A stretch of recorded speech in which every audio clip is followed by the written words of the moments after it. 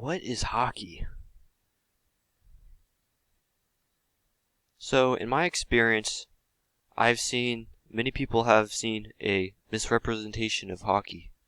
Yes, hockey is a physical sport. Fighting is a part of hockey, but that's not what the sport is about. So the goal of the sport is to put the puck, which is a rubber disc, into a net. Each side has 5 players and a goaltender, and they battle it out to see who would score more goals than each other, and that's how you decide the winner is. The winner isn't whoever wins the fights and whoever has the biggest hits. It's who is the better team and is more skilled. Hockey is a game of speed and skill. It takes skill with puck handling skills, shooting skills, skating skills, and mental awareness skills. And you combine that all, and that's how you become a good hockey player. Here are just a couple clips of some magnificent plays made by players. As you see, he comes down on the left side, and he makes a nice move around the defender and scores.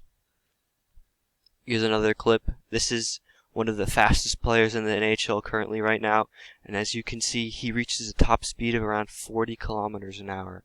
And if that's not speed, I don't know what is. Finally, here's the last clip. This is a clip of Patrick Kane, one of the most renowned puck handlers in all of the NHL. As you can see, he even puck handles when the puck goes in the air, and he's still able to control and maintain control of that puck and make it move around the 2 defenders. So here are all the components. There's the skating component, the stick component, and the mind component and vision component. So you have to task together using your stick to shoot and stick handle.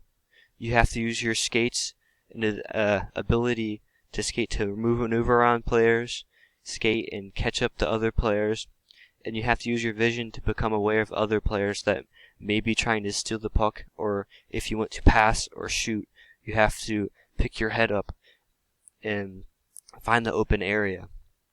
So really, it is a difficult sport to play, and I don't think a lot of people understand that, as most people just think it's a bunch of fighting, and that's what the sport and the basis of it really is.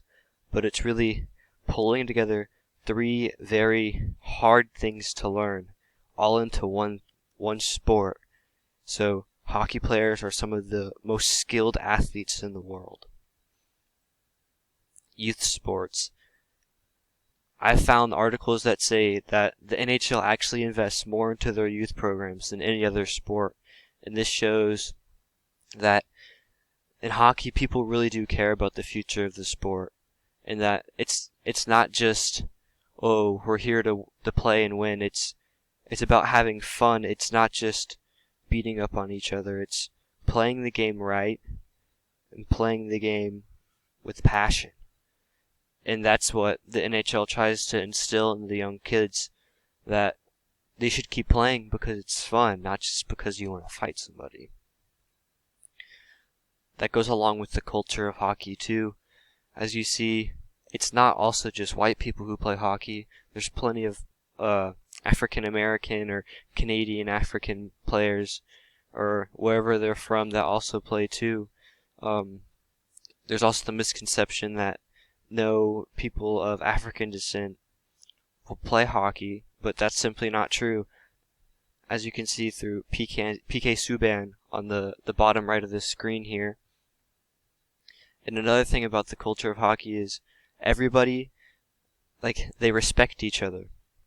While they might be in the game and they may be roughing up on each other a little bit, but after the game, they always congratulate each other, and they're always good sports about it.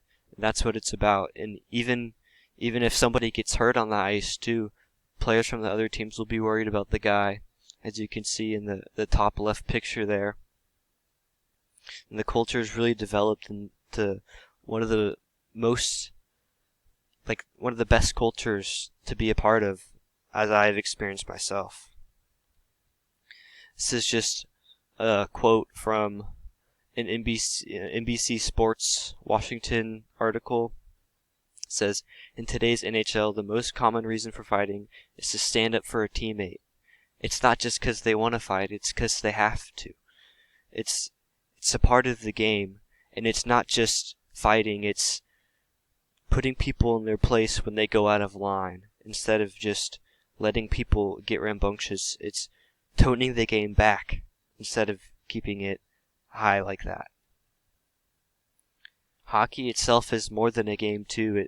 It brings people together, and it instills discipline and courage in young athletes, and it brings together families, and it gives them stuff to talk about.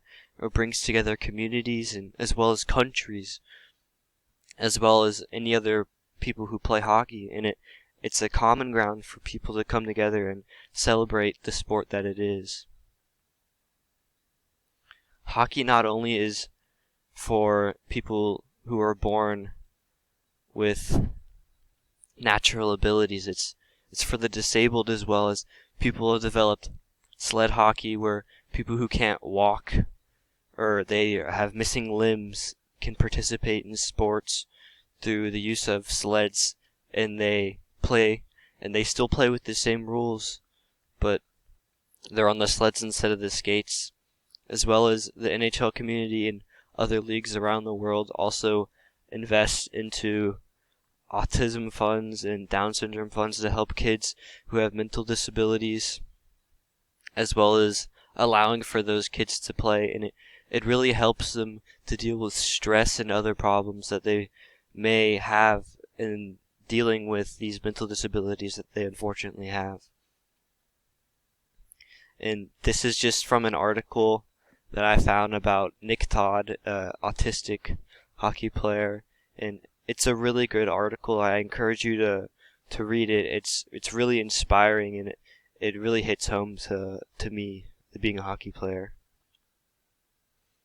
And most people would say that, oh, hockey is just for Canadians, but that really isn't true either.